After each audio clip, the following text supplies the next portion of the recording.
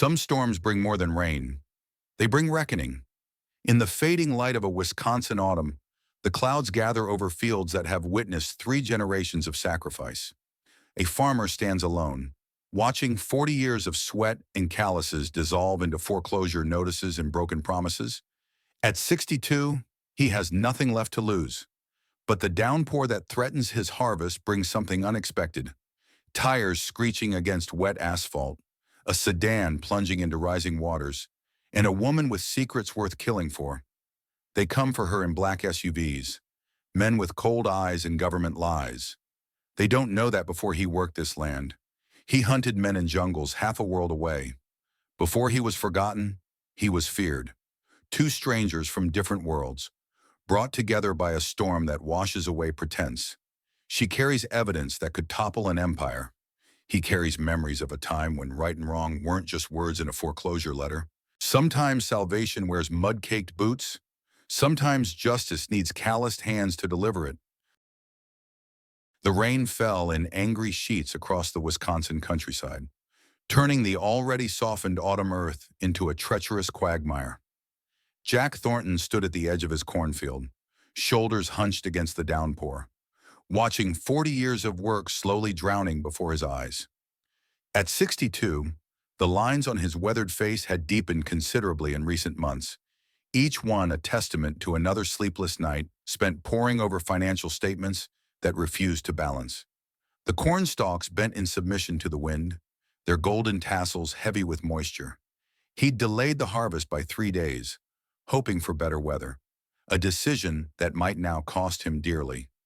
The foreclosure notice from Heartland Regional Bank had arrived just yesterday, its clinical language outlining how 4 generations of Thornton family history could be erased with a stroke of a banker's pen.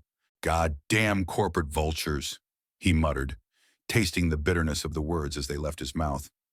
The letter from Eastern AgriCorp sat in his kitchen, their latest generous offer to buy Sunset Ridge Farm marked with yesterday's date. $450,000 in debt had a way of making even insulting offers seem tempting.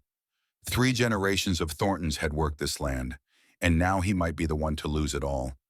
His father's voice echoed in his memory. "Land is the only thing they ain't making more of, son. You hold on to it, no matter what." Easy advice from a man who'd farmed in better times, before the agricultural conglomerates had squeezed small farmers to the breaking point, before climate change had made the weather as unpredictable as the markets. Lightning split the darkening sky, followed almost immediately by a crack of thunder that seemed to shake the very ground beneath his boots. The storm was directly overhead now. Time to head back. His old border collie, Scout, pressed against his leg, equally eager to escape the worsening tempest. "All right, old boy, let's go." Jack turned toward the farmhouse when a sound cut through the drumming rain, the unmistakable screech of tires on wet asphalt, followed by the sickening crunch of metal. His head snapped toward the county road that bordered his eastern property. Through the curtain of rain, he could make out headlights veering wildly. Then a car plunging off the road and into the drainage ditch that separated his land from the highway. Without hesitation, Jack broke into a run, Scout at his heels. Age might have slowed him somewhat, but 40 years of farm work had kept him stronger than most men his age. His knees protested war injuries from another lifetime, compounded by decades of physical labor, but he pushed through the pain, a lifetime of putting necessity before comfort, guiding his movements. He reached the drainage ditch in time to see the sedan sinking nose first into the rapidly rising water, its tail lights still glowing red through the murk. The ditch, normally just a shallow trough, had transformed into a fast-moving stream under the torrential downpour. "Hello, anyone in there?" he shouted, already splashing into the water. The driver's side window was cracked but intact. Through it, Jack could see a woman slumped over the steering wheel, a trickle of blood running down her forehead. The water was rising fast, already reaching the bottom of the door. Jack tugged at the door handle. Locked. He pounded on the window. "Ma'am, wake up!" The woman stirred slightly but didn't regain consciousness. The water level crept higher, now seeping into the vehicle through the damaged body seams. Jack looked around desperately for something to break the window, Finding nothing but soft earth and water, muscle memory from another lifetime took over. Jack's elbow smashed through the window in one practice movement, the safety glass crumbling away. He reached through, unlocked the door, and wrenched it open against the pressure of the rising water. The woman was perhaps in her mid-50s, her silver-streaked dark hair plastered against her pale face. She wore expensive clothes, tailored pants, a cashmere sweater, both now soaked and muddied. A delicate gold necklace with a small pendant, shaped like a theatrical mask, glinted at her throat, a detail that might have given Jack a clue to her identity had he been paying attention to such things.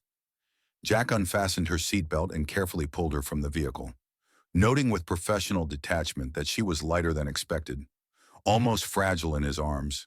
As he carried her up the slippery embankment, the beam of approaching headlights cut through the rain. Two black SUVs pulled to a stop on the shoulder of the road, their engines idling ominously.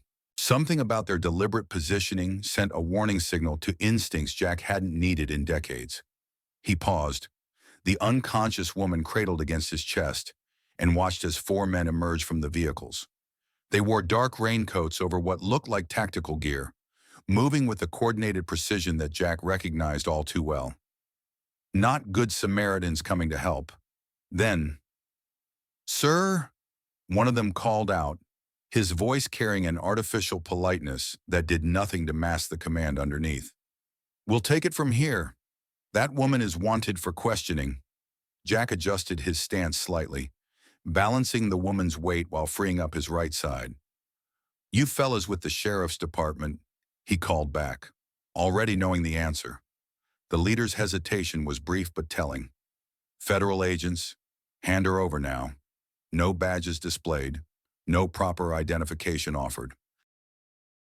Jack had spent enough time with genuine law enforcement during his years on the county board to know these men were not federal agents of any kind. The rain pounded harder, visibility dropping further as the storm intensified. Lightning illuminated the scene in flashes, giving it a surreal, staccato quality that reminded Jack of combat photography from his war days. "Well now, seeing as she's injured, I think the hospital is the proper place for her," Jack replied, projecting a country simplicity he hadn't genuinely possessed since before Vietnam. "You boys can question her once the doctors have had a look." Two of the men began advancing toward him. Scout growled, hackles raised despite the soaking rain. "This is not a negotiation," the leader said, all pretense of politeness gone. "Give us the woman." Jack had exactly one advantage. They wanted the woman alive, which meant they couldn't risk shooting. He, on the other hand, had nothing to lose but his own life, which at this point didn't seem worth all that much anyway. "Scout, home!" he commanded sharply. The border collie hesitated only a moment before turning and racing toward the farmhouse. "Good dog. No sense in both of them dying out here." The first man reached Jack, hands outstretched to take the woman. In one fluid motion that belied his age, Jack pivoted, using the man's own momentum to send him face first into the muddy embankment. The move sent a jolt of pain through his bad knee, a reminder of the shrapnel he still carried from Da Nang. The second attacker was more cautious, circling slightly. "You're making a mistake, old man," he warned, hand moving toward his waistband. "Wouldn't be my first," Jack replied grimly. The man lunged. Jack sidestepped as best he could while carrying the woman, but age and the awkward burden slowed him. A fist connected with his ribs, sending a bolt of pain through his side. But the military training of his youth, reinforced by decades of hard farm labor, hadn't entirely abandoned him. Jack's boot found his attacker's knee with brutal precision, accompanied by a sickening crack. The man went down with a howl of pain. The other two were advancing now, and Jack knew he couldn't fight them all while protecting the unconscious woman. Instead, he turned and ran toward the tree line that bordered his property, not toward the farmhouse where they would surely look first, but toward the old hunting cabin his father had built deep in the woods. He'd maintained it over the years out of respect for his father's memory, though he rarely used it for actual hunting anymore. His boots sank into the mud with each step, making his progress slower and more laborious than he would have liked. The woman's weight, light as she was, began to tell on muscles that hadn't been called to such urgent action in years. The pounding rain reduced visibility to mere feet, which worked both for and against him, hard to follow, but also hard to navigate. The men shouted behind him, their voices nearly drowned out by the storm. Jack pushed through the pain in his side, grateful for his knowledge of the terrain. The darkness and rain would work in his favor, as would the thick underbrush that separated his cornfields from the forest beyond. Few people knew these woods as he did. Every game trail, every creek bed, every fallen log that could trip up a pursuer. By the time he reached the shelter of the trees, his lungs were burning, and the woman felt impossibly heavy in his arms. But the sounds of pursuit had faded somewhat, giving him a momentary advantage. Jack followed a barely visible path, moving as quickly and quietly as possible through the darkened forest. The rain continued its relentless assault, dripping through the canopy above. But at least the trees provided some shelter from the worst of it. A flash of lightning illuminated the woods briefly, giving Jack his bearings. The cabin was still a quarter-mile ahead, tucked into a small clearing beside a stream that was likely overflowing its banks in this downpour. He adjusted his course slightly, using an old oak tree split by lightning years ago as a landmark. His mind, trained by war to remain analytical even in crisis, cataloged the situation while his body pushed forward automatically. Unknown woman, unconscious. Professional pursuers, likely private security or mercenaries given their equipment and tactics. No identification shown, which meant whatever they were doing wasn't officially sanctioned. The woman herself was expensively dressed, well-groomed despite her current state. Someone with means then. Someone important enough to warrant a professional recovery team. After 20 minutes of careful progress, the small cabin came into view, a simple structure of weathered logs with a stone chimney rising from one end. Jack had always kept it stocked with basic supplies for hunting trips or the occasional ice fishing expedition. Now, he was grateful for that habit of preparedness. He managed to get the door open without dropping his burden, then gently laid the woman on the small cot against one wall. She remained unconscious, though her breathing seemed regular. The cut on her forehead had mostly stopped bleeding, but would need cleaning. Jack quickly closed and bolted the door, then moved to the windows, drawing the heavy curtains against any searching eyes. Only then did he allow himself a moment to catch his breath, leaning against the rough-hewn table as his side throbbed in protest. He was getting too old for this kind of excitement. The cabin was cold and dark. Jack moved with practiced efficiency, lighting the oil lamps that hung from hooks in the ceiling, then kneeling at the stone fireplace to build a fire. All the while, he kept glancing at the mysterious woman on the cot, wondering what kind of trouble he'd just invited into his life. Once the fire was crackling in the grate, casting a warm glow throughout the small space, Jack turned his full attention to his unexpected guest. In the better light, he could see that her face was bruised in places that had nothing to do with the car accident, older contusions in various stages of healing. The realization stirred something dark and angry inside him, memories of his own mother's face bearing similar marks before his father finally drank himself to death. She was beautiful, in a mature, dignified way that had nothing to do with the artificial standards of youth-obsessed culture. Her face bore the lines of experience, of a life fully lived, which only enhanced rather than diminished her natural elegance. Even unconscious and bedraggled, there was something compelling about her presence that filled the small cabin. Jack found the first aid kit he kept stocked and began gently cleaning the cut on her forehead. As he worked, the woman's eyes fluttered open, eyes of a striking amber color that seemed to catch and hold the firelight. For a moment, confusion clouded her gaze. Then fear replaced it as she jerked away from his touch. "Easy now," Jack said, keeping his voice low and calming, the same tone he used with injured animals. "You're safe. Your car went off the road in the storm." The woman's eyes darted around the cabin, taking in her surroundings with quick intelligence. "Where am I? Who are you?" Her voice was hoarse but carried a clear, almost musical quality that seemed at odds with her current disheveled state. Name's Jack Thornton. This is my hunting cabin. My farm's about a mile that way, he gestured vaguely. Found you unconscious after your car went into the ditch. Brought you here because, he hesitated, unsure how to explain the men who had pursued them. Because they found me, she finished for him, her expression hardening. The men in the black SUVs? Jack nodded slowly. Claimed to be federal agents. Weren't showing badges, though, and they seemed mighty eager to get their hands on you. He paused, studying her face. Want to tell me why that might be? The woman pushed herself up to a sitting position, wincing slightly. She touched the cut on her forehead gingerly, then looked at the blood on her fingertips with detached interest, as if cataloging just another inconvenience in what had clearly been a string of them. My name is Beth, she said after a moment, the lie transparent in her hesitation. And the less you know, the safer you'll be. I should go. I've already put you in danger. She attempted to stand but swayed dangerously, forcing her to sit back down. Not going anywhere in this storm, Jack said firmly. And those men are still out there looking. Besides, you might have a concussion. They'll find me, she insisted, a note of genuine fear in her voice. They always do. Not here, they won't, Jack replied with quiet certainty. Nobody knows about this place except me and my daughter, and she's in New York City. We can stay here tonight, then figure out your next move in the morning. Thunder boomed directly overhead, as if nature itself was emphasizing his point. The cabin walls seemed to vibrate with the force of it.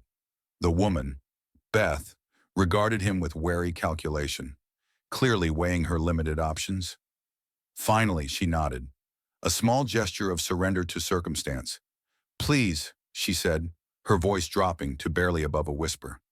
Don't call the police. I promise I'll be gone tomorrow. Jack studied her for a long moment. Every sensible part of him knew he should report this. The accident, the suspicious men, all of it. But something in her eyes, a familiar kind of desperation he'd seen in combat, made him nod in agreement.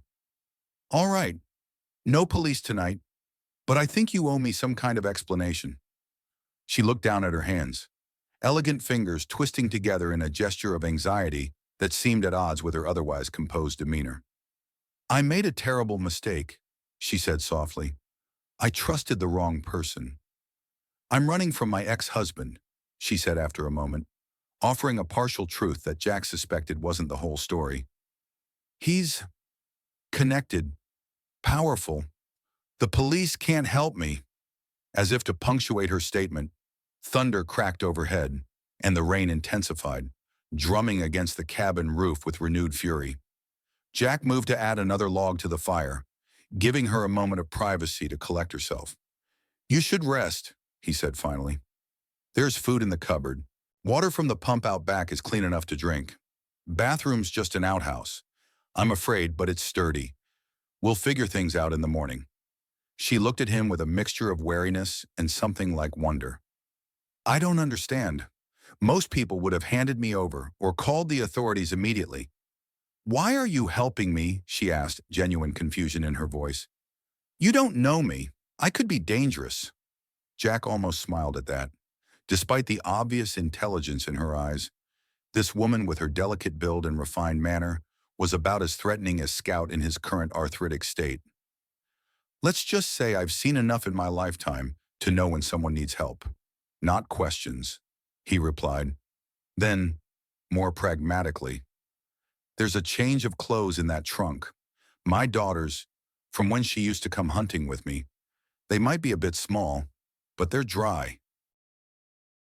With that, he moved to the window, carefully peering around the edge of the curtain. The storm showed no signs of abating.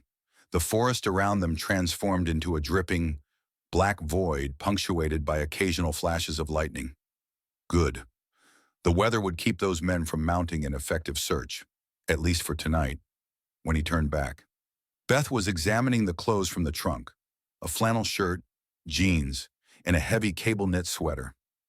I'll step outside while you change, Jack offered, reaching for his rain jacket. Need to check if there's any sign of our friends? She nodded gratefully, and Jack slipped out into the downpour, standing under the small overhang that sheltered the cabin's entrance. The cold rain helped clear his head as he considered the situation. He was harboring a woman clearly in serious trouble, possibly running from the law, definitely running from dangerous men. At his age, with his farm on the verge of foreclosure, he didn't need complications. The sensible thing would be to escort her to the sheriff's office in the morning, let the proper authorities sort it out. Jack thought of his late wife Caroline, of her unwavering belief in doing what was right rather than what was easy. She dragged him to church every Sunday for 40 years, not because she was particularly religious, but because she believed in the importance of community and moral compass. What would she make of this situation, of this woman with her expensive clothes and obvious secrets? But Jack had never been particularly sensible when it came to standing by while someone suffered. It had gotten him into trouble in Vietnam, standing up for villagers when his commanding officers ordered otherwise. It had caused him headaches on the county board when he opposed developments that would hurt small farmers.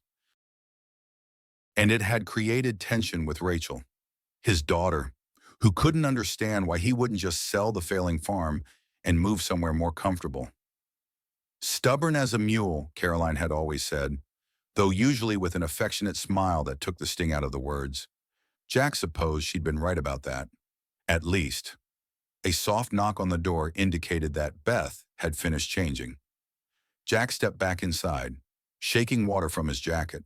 She stood by the fire, Rachel's old clothes hanging somewhat loosely on her frame. With her face cleaned of mud and her hair pushed back, there was something naggingly familiar about her features, though Jack couldn't quite place it. The clothes transformed her from sophisticated urbanite to something more approachable, though she still carried herself with an innate elegance that no amount of flannel could disguise.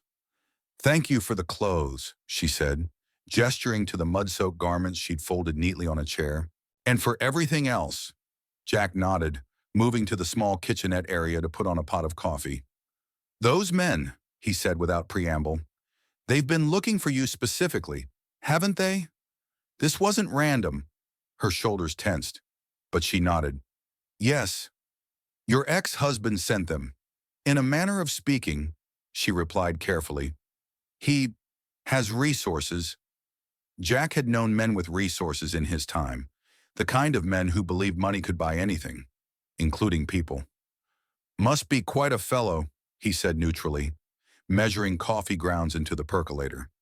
"You have no idea," she murmured, almost to herself, as she raised her arm to push back her hair.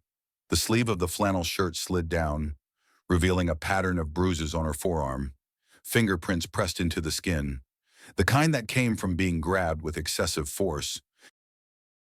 She quickly pulled the sleeve down when she noticed his gaze, but not before Jack had seen enough to fuel his growing anger.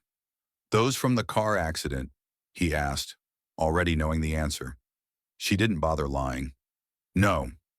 Jack set the percolator on the small propane stove with more force than necessary. "Man who puts his hands on a woman that way isn't much of a man at all." "No," she agreed quietly. "He isn't." They fell into silence as the coffee began to perk, filling the cabin with its rich aroma. Outside, the storm continued unabated, nature's fury providing cover for them both. Jack found 2 mugs, chipped but clean, and poured the coffee when it was ready. "Sugar," he offered. "Black is fine," she replied, accepting the mug with both hands, as if drawing warmth from the ceramic. Jack settled into the chair opposite her, his body reminding him of the day's exertions with various aches and twinges. The fire crackled in the grate, casting dancing shadows across the cabin's interior. "You have a lovely farm," she said after a while, breaking the silence. "I noticed it before the accident. The red barn, the white farmhouse. It looked like something from a painting." Jack snorted softly. "Looks better at a distance. I expect, up close, you'd see the paint peeling on the barn and the roof that needs replacing on the house.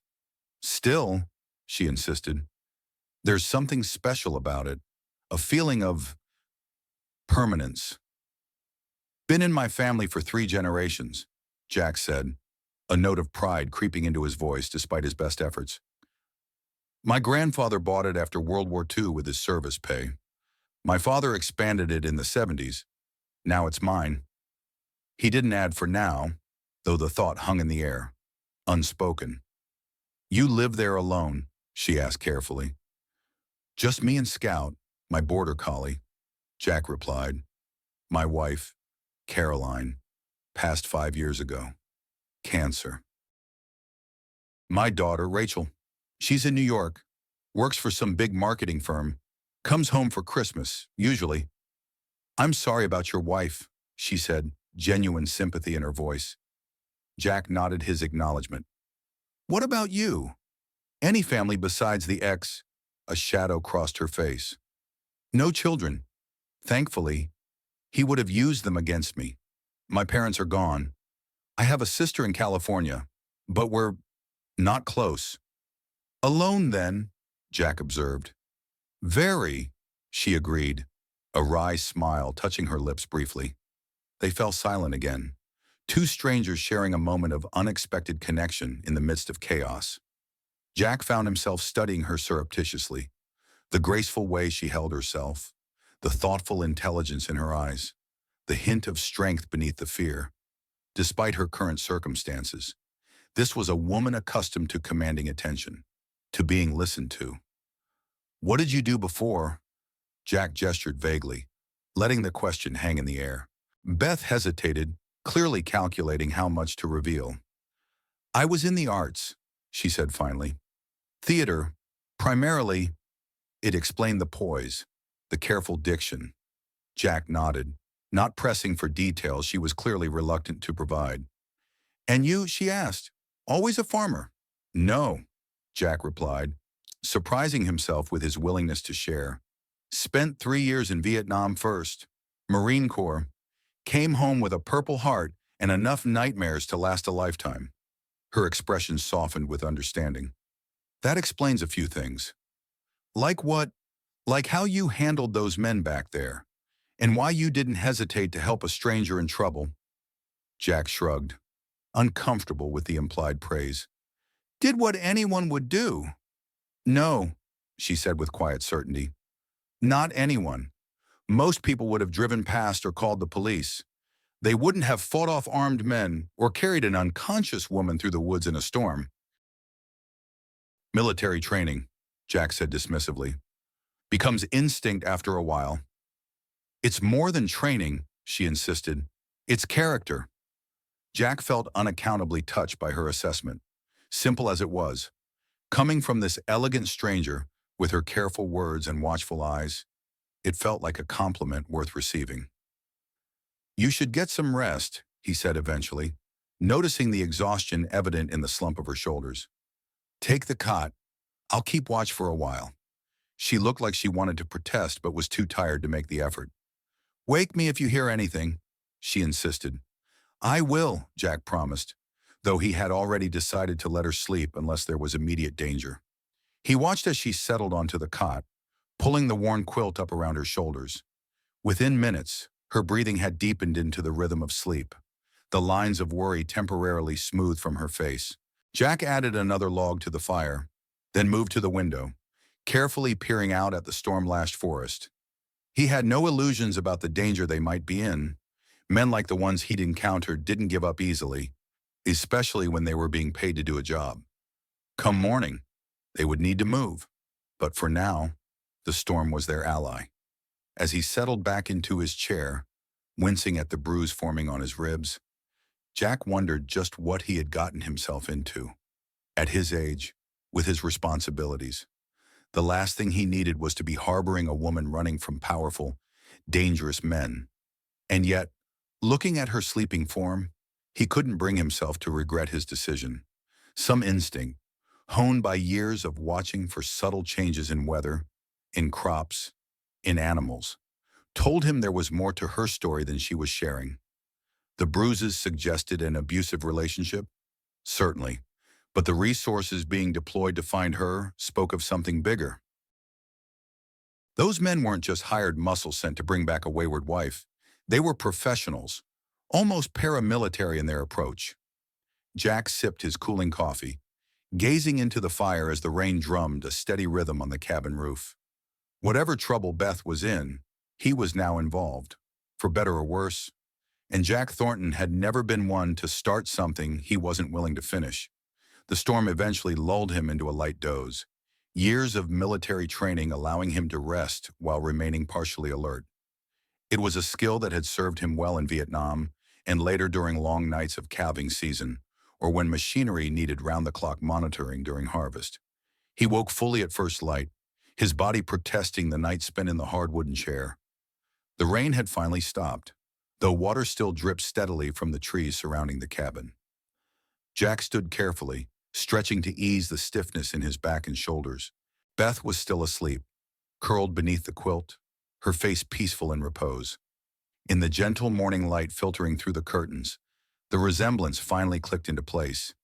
He knew why she looked familiar, though he still couldn't quite believe it. If he was right, the woman sleeping on his cot wasn't just anyone. She was Eleanor Carson, the acclaimed actress whose performance in Autumn's End had moved Caroline to tears. His late wife had been a devoted fan, following Carson's career from her early stage work through her Oscar win 5 years ago.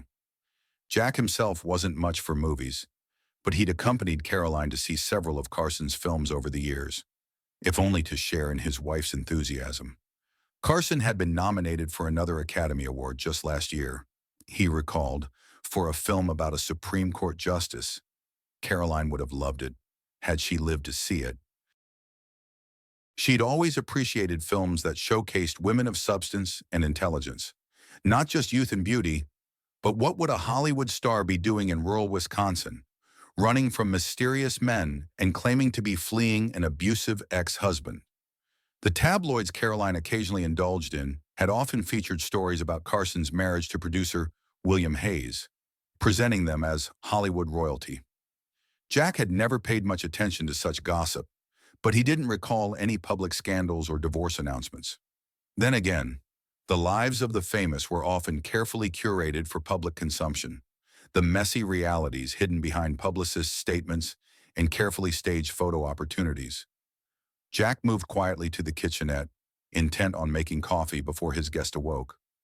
Whatever her real identity, she was clearly in genuine danger. That much had been evident in the cold efficiency of her pursuers. As he was measuring coffee grounds, a sound from outside made him freeze. The soft crunch of footsteps on wet leaves, moving slowly but deliberately toward the cabin.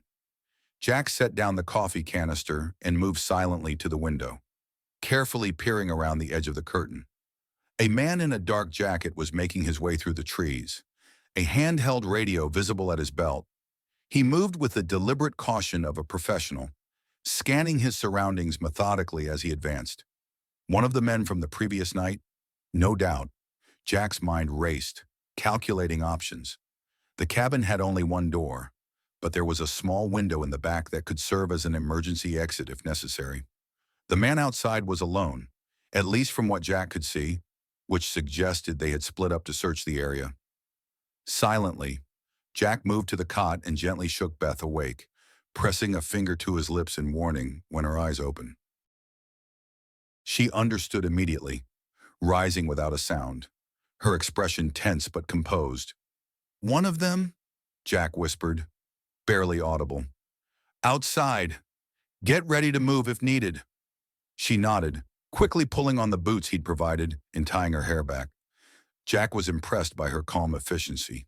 No panic, no questions, just immediate preparation. If she was indeed Eleanor Carson, she was proving to be far more capable in a crisis than one might expect from a Hollywood actress. Jack moved to the trunk where he kept emergency supplies and retrieved an old hunting knife, sliding it into his belt at the small of his back. He hadn't owned a gun since returning from Vietnam, a personal choice he was now somewhat regretting. The footsteps outside grew closer, then paused.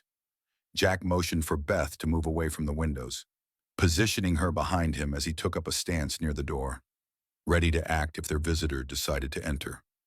Long seconds ticked by. Then, the radio at the man's belt crackled to life, the sound clearly audible through the cabin's thin walls. "Sector 4 clear," a voice reported. "Moving to Grid 5. Their visitor raised his radio. Copy that.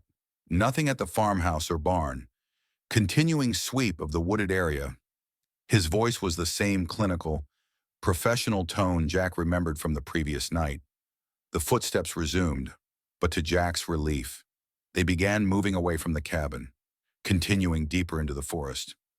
He waited until the sound had faded completely before allowing himself to relax slightly. "They're searching the entire property," he said quietly. "Found the farmhouse already." "I need to go," she insisted, her voice tight with tension.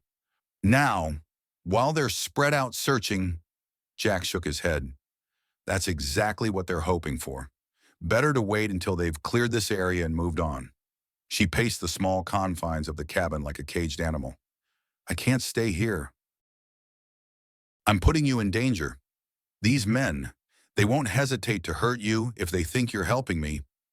"I'm already helping you," Jack pointed out. "That ship sailed when I pulled you from that car. Now we need to be smart about our next move."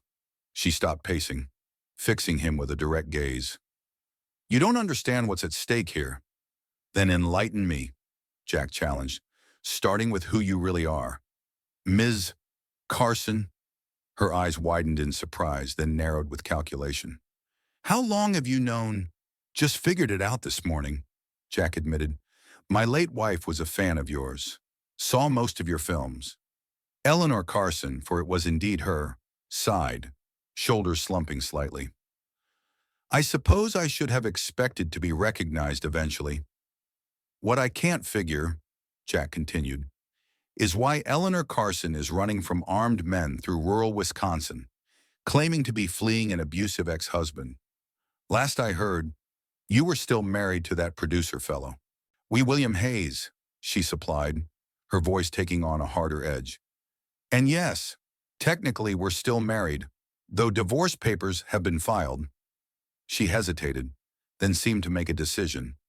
"He's the one who sent those men, not to bring me home for a loving reconciliation.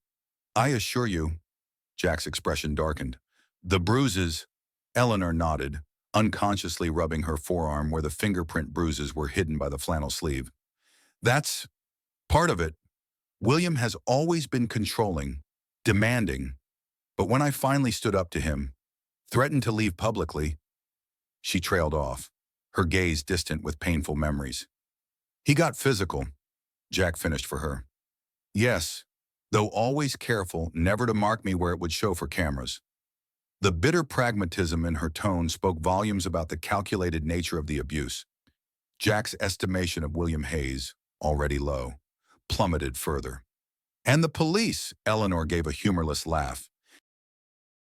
"William Hayes is one of the most powerful men in Hollywood. He has judges, police captains, and politicians on speed dial.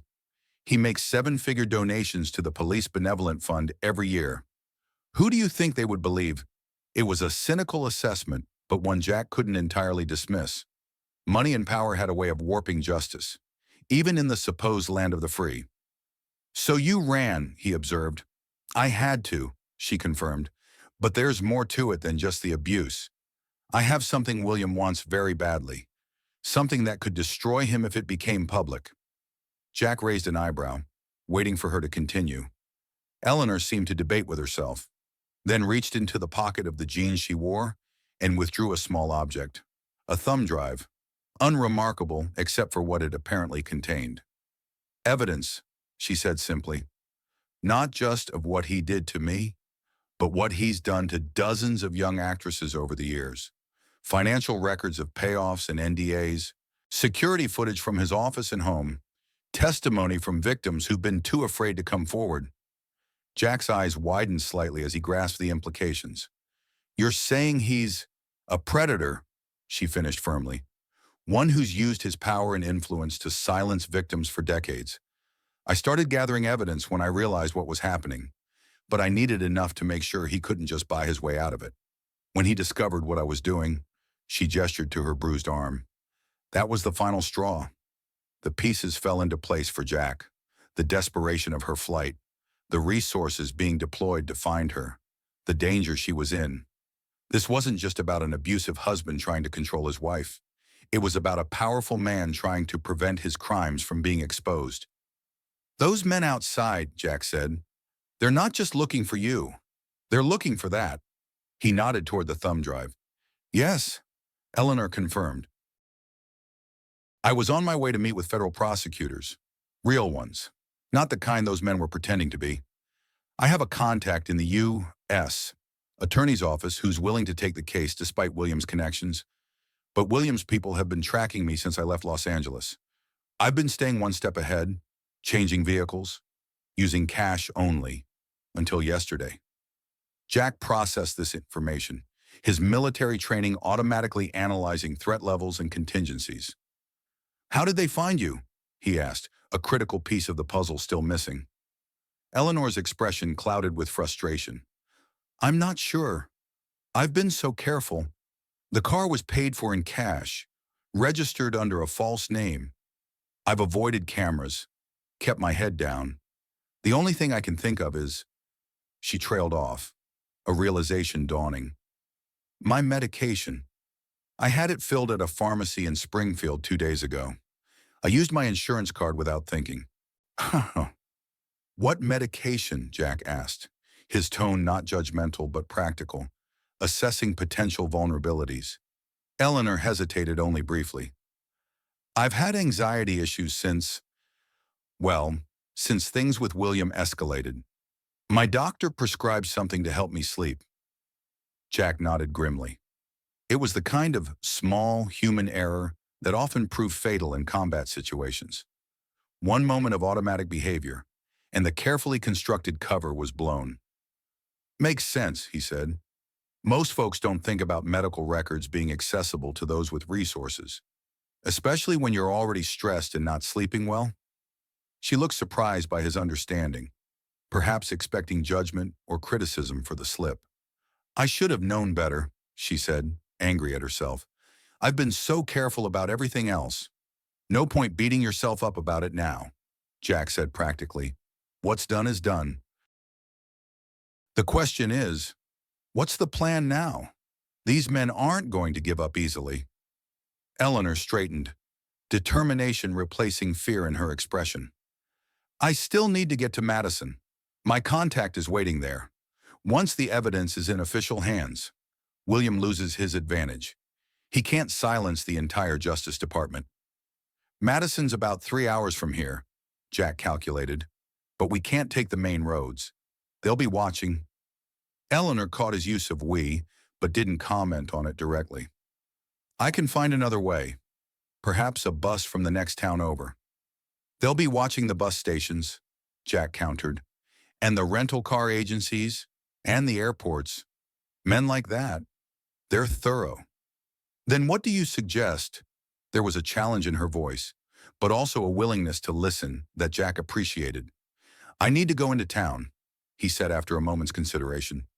"Check in at the farm, see what those men are up to, maybe get some supplies. You stay here, out of sight. I'll come back, and we'll figure out our next move." Eleanor looked like she wanted to argue but seemed to recognize the logic in his suggestion. "All right, but if you're not back by noon, I'm leaving. I can't risk staying in one place too long." Jack nodded, understanding her caution. "Fair enough. Keep the door bolted. Don't make a fire. The smoke would be visible. There's food in the cupboard and water from the pump. If you hear anyone approaching, there's a space under the floorboards in the corner." He pointed to a nearly invisible seam in the wooden floor. "My father built it during the Cold War.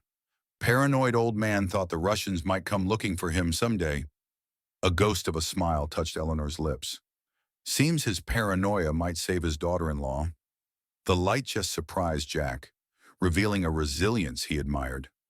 Let's hope it doesn't come to that. He gathered a few items, his pocket knife, a small flashlight, a baseball cap to shield his face somewhat, and prepared to leave. At the door, he paused, turning back to Eleanor. "I still don't understand why you're helping me," she said quietly. "This isn't your fight." Jack considered the question seriously. "Maybe I'm tired of watching people with power and money take whatever they want without consequences. Maybe I've got nothing much left to lose anyway. Or maybe he added with the faintest hint of a smile. I just can't stand the thought of Caroline looking down from wherever she is and seeing me turn away someone she admired. Eleanor's expression softened. She sounds like she was a remarkable woman. She was, Jack agreed simply. Her favorite film of yours was The Glass Hour. Made me watch it 3 times. Eleanor looked genuinely touched. That was my first major role. It wasn't a commercial success, but it's still the work I'm most proud of. She said it had heart, Jack recalled. Said you played the part like you understood what it meant to lose everything and keep going anyway. At the time, it was just acting, Eleanor said softly. Life has a way of catching up to art. It seems. The moment stretched between them, an unexpected connection in the midst of crisis. Noon, Jack finally said, more briskly. If I'm not back, don't wait. With that, he slipped out of the cabin and into the dripping forest, moving with the careful silence that had once been second nature during jungle patrols half a lifetime ago.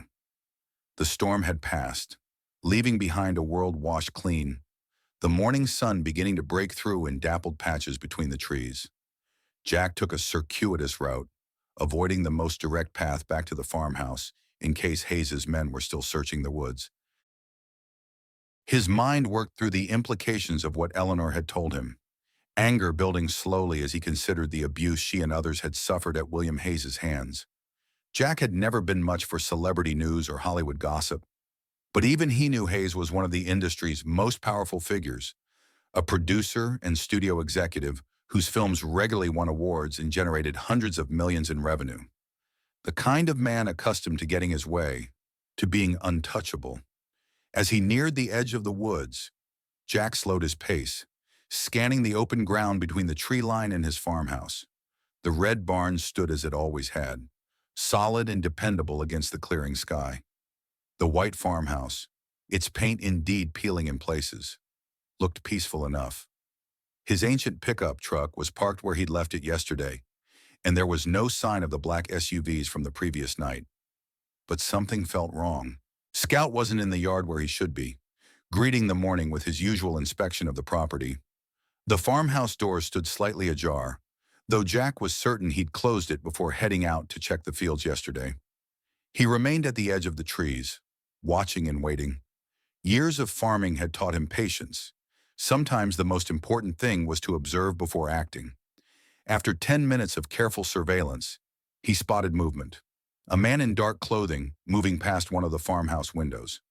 They were still here, as he'd suspected, lying in wait. Jack withdrew deeper into the cover of the forest, considering his options. He needed to get to town, to gather information and supplies, but his truck was in plain view of the farmhouse. Using it would immediately alert Hayes's men to his presence. He could go on foot, but the nearest town, Millridge, was 5 miles away, a long walk that would leave Eleanor alone at the cabin for too long. Then he remembered the old ATV he kept in the equipment shed behind the barn. It wasn't ideal for road travel, but it would get him to town faster than walking, and the shed had a rear door that wasn't visible from the farmhouse. Moving carefully around the perimeter of his property, staying within the tree line, Jack made his way toward the back of the barn. The morning had fully broken now, the sun burning away the mist that had settled in the fields overnight. He paused frequently, scanning for any sign of Hayes's men, but they seemed to be concentrating their presence at the farmhouse, likely assuming he would return there eventually. Jack reached the equipment shed without incident and slipped inside through the rear door. The familiar smells of oil, metal, and hay greeted him, the sense of a working farm that had been his life for so long. The ATV sat in the corner, covered with a tarp. Jack hadn't used it in months, but he kept all his equipment maintained out of habit. He checked it quickly, fuel level, tire pressure, battery, then pushed it quietly toward the door. Just as he was about to start the engine, a soft whine from the darkness of the barn caught his attention. Jack turned to find Scout emerging from behind a stack of hay bales, tail wagging hesitantly. "Hey, old boy," Jack whispered, relief flooding through him as he crouched to pet the border collie. "Smart dog, hiding out here." Scout pressed against his leg, clearly disturbed by the strangers who had invaded their home. Jack noticed a small cut on the dog's muzzle, as if he'd been struck or had gotten into a scuffle. The discovery fueled Jack's anger. These men had hurt his dog, invaded his home, and were pursuing a woman who was clearly a victim. The list of grievances was growing. "Stay here," he instructed, pointing to the hay bales. Scout obediently returned to his hiding spot, though his expressive eyes conveyed clear disapproval at being left behind. Jack started the ATV, wincing at the noise of the engine, then quickly guided it out the back door and down a narrow tractor path that led away from the farm toward the county road. He took a roundabout route to avoid being seen from the farmhouse, cutting through the neighbor's field with a mental apology to old Bob Erickson for the trespass. Once on the county road, Jack opened the throttle, the ATV bouncing over the uneven asphalt as he headed toward Millridge. The cool morning air whipped at his face, carrying with it the familiar sense of his world. Rich soil, growing crops, the occasional whiff of dairy cows from the farms he passed. This land was in his blood, had been since his childhood, and the thought of losing it to foreclosure felt like a physical pain. Yet here he was, risking what little he had left to help a woman he barely knew. A Hollywood actress with troubles that should have been worlds away from his simple life. Jack couldn't help but wonder what Caroline would make of his current situation. She'd probably call him a fool, but she'd say it with that fond smile that had always made everything worthwhile. The morning sun climbed higher as he drove, promising a beautiful autumn day after the violence of yesterday's storm. The fields on either side of the road gleamed with moisture, the corn stalks standing tall and golden, ready for harvest. In a normal year, Jack would be focused entirely on getting his crops in before the weather turned, on preparing the farm for winter. Instead, he found himself embroiled in a dangerous situation that felt more like his military past than his farming present. Millridge appeared in the distance, a small town that had seen better days. The main street consisted of a handful of businesses: the general store, a diner, the bank that held his mortgage, a small pharmacy, and various other establishments that somehow survived despite the economic challenges facing rural America. People here knew him, had known his father before him. It was the kind of place where everyone's business was common knowledge, which could be both a blessing and a curse in his current situation. Jack parked the ATV behind Miller's general store, out of sight from the main street. He adjusted his cap lower over his eyes, not out of any real expectation of disguise. In a town this size, and everyone would recognize him anyway, but more as a signal that he wasn't in a chatty mood. The bell above the door jingled as he entered the store. Dan Miller, whose family had owned the place for generations, looked up from behind the counter where he was sorting mail. "Jack," he greeted with the easy familiarity of long acquaintance. "Didn't expect to see you on an ATV. Truck giving you trouble?" "Something like that," Jack replied noncommittally. "Need a few supplies." Dan nodded, returning to his mail sorting as Jack moved through the store, gathering the items he needed. More first aid supplies, some non-perishable food, batteries, a flashlight. As he was selecting a burner phone from a small display, an essential item given the circumstances, Sheriff Mike Holden entered the store. Jack tensed slightly but nodded a greeting to the sheriff, a man he'd known since high school. They'd played football together, had once been close friends, though their paths had diverged over the years. Mike had supported some of the development projects Jack had opposed during his time on the county board, creating a slight coolness in their relationship, but they maintained the outward friendliness expected in a small community. "Jack," Mike acknowledged, his expression unreadable beneath his regulation mustache. "Heard you might have had some excitement out at your place." Jack kept his face neutral as he added the phone to his basket. "That's so. What kind of excitement?" Mike glanced around the store, then jerked his head toward the door. "Got a minute?" Jack followed him outside, his mind racing through possible scenarios. Had Hayes's men contacted local law enforcement? Was Mike already compromised? "Some fellas came by the station this morning," Mike said once they were standing beside his patrol car. "Said they were FBI, looking for a fugitive. Woman wanted for industrial espionage or some such. Claimed she might be in the area. He studied Jack's face carefully. Said they'd already checked with the farms along County Road 27, including yours. Jack maintained his neutral expression.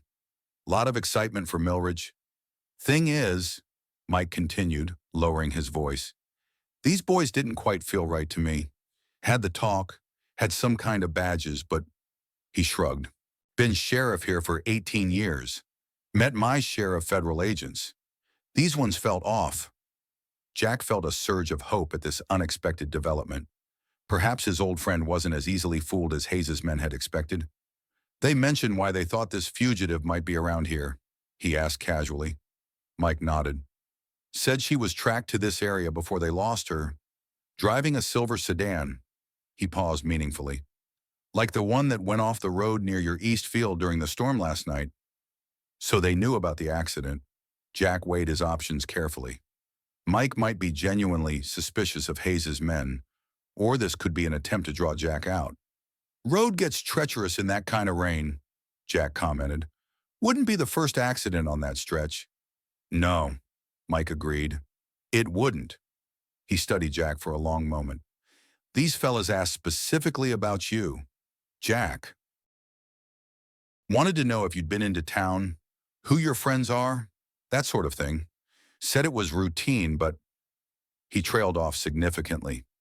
Appreciate the heads up, Jack said, making a decision. Mike had been straight with him. He deserved some measure of honesty in return. I'd steer clear of them if I were you. Mike, don't think they're what they claim to be. Mike's eyes narrowed slightly. You in some kind of trouble. Jack, not me, Jack replied carefully. But someone might be, someone who needs help, not FBI agents with questionable credentials. The sheriff absorbed this, his expression thoughtful. These fellows are staying at the Milridge Inn. Got 2 black SUVs in the parking lot. They've been asking around town, showing a photograph. He hesitated, then added, pretty lady, dark hair with some silver in it, green eyes, kind of familiar looking, though I couldn't place her. Jack kept his expression neutral, though his heart rate increased. They had photos of Eleanor, and they were canvassing the town. Time was running short. Thanks for the information, he said, genuinely grateful for his old friend's discretion. Mike nodded, then lowered his voice further. Jack, if you're mixed up in something, I should know about it. Officially.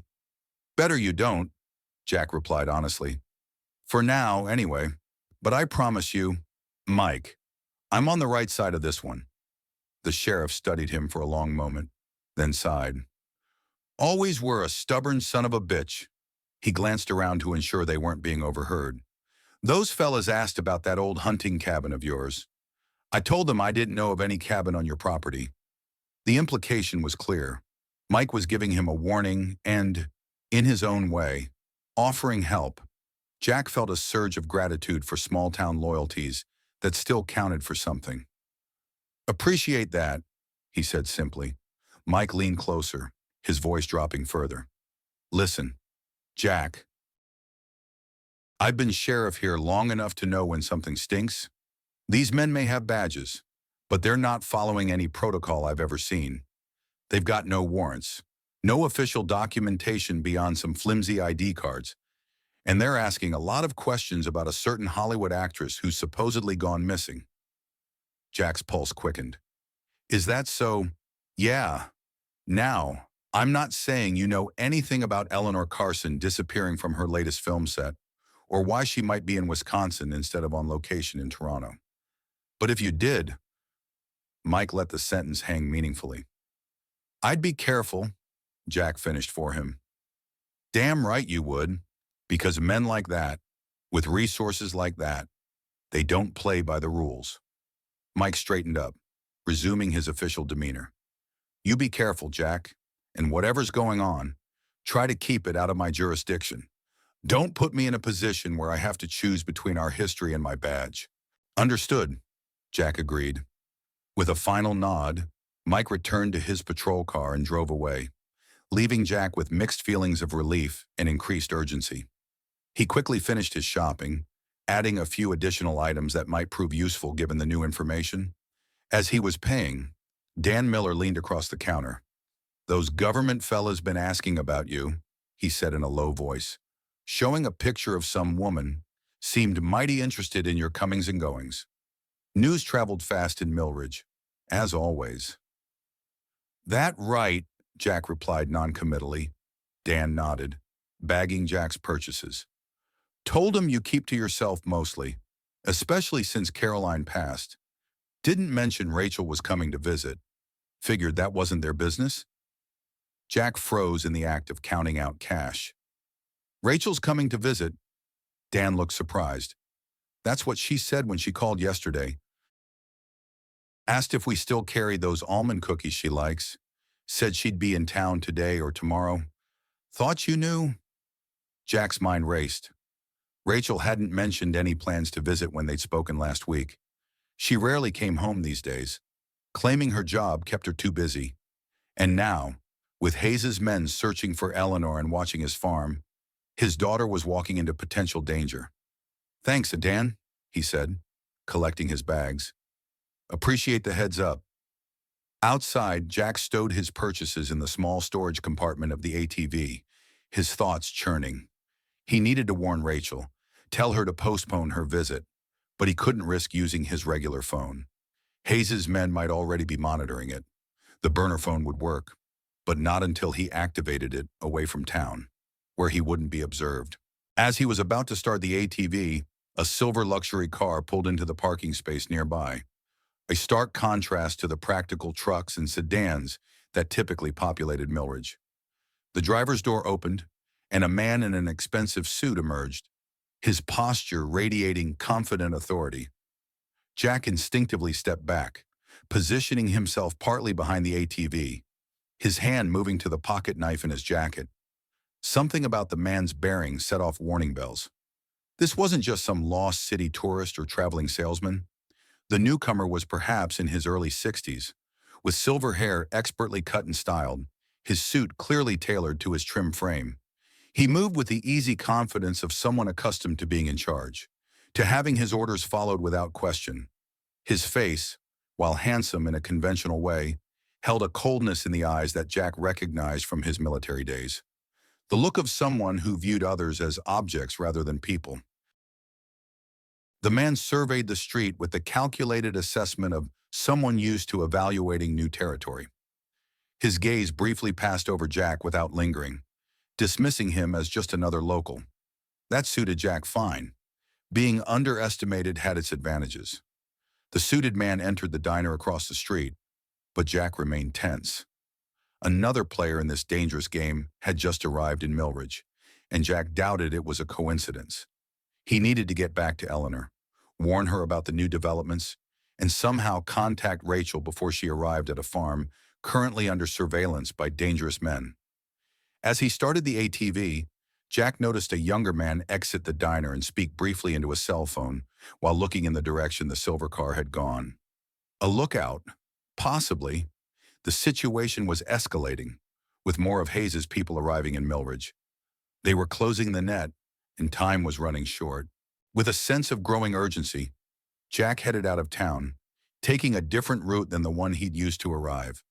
The morning had advanced toward noon, the sun now high in a sky washed clean by yesterday's storm. Under different circumstances, it would have been a perfect day for field work, for the honest labor that had defined his life. Instead, Jack Thornton found himself in the middle of a dangerous situation more suited to the jungles of Vietnam than the peaceful farmlands of Wisconsin.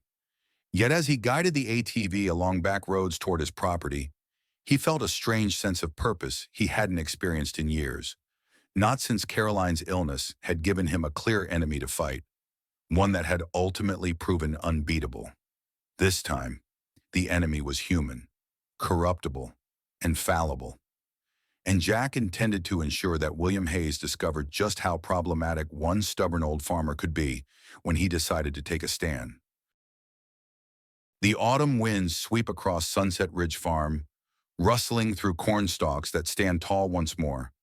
Where floodwater once threatened to drown a legacy, New life takes root. The red barn wears fresh paint now, its weathered boards no longer bearing the weight of impending loss. They called it a scandal in the headlines, how a Hollywood icon and a Vietnam veteran farmer brought down one of the most powerful men in the entertainment industry. They spoke of evidence delivered, of justice served in wood-paneled courtrooms far from these quiet fields. What they didn't tell was how courage looks when it stands in a storm, refusing to bend. How strength is measured not in box office numbers or acres owned, but in the decision to stand between danger and the vulnerable. How two souls from worlds apart recognized in each other something worth fighting for. Eleanor found her voice again, not just on screen but in the halls of power where her testimony changed laws. Jack found purpose beyond survival, his land becoming sanctuary for those who needed shelter from their own storms. In the end, perhaps that's what defines us, not the battles we're forced to fight, but the strangers we choose to protect when the rain falls hardest and the night grows darkest. Some storms wash away, others transform.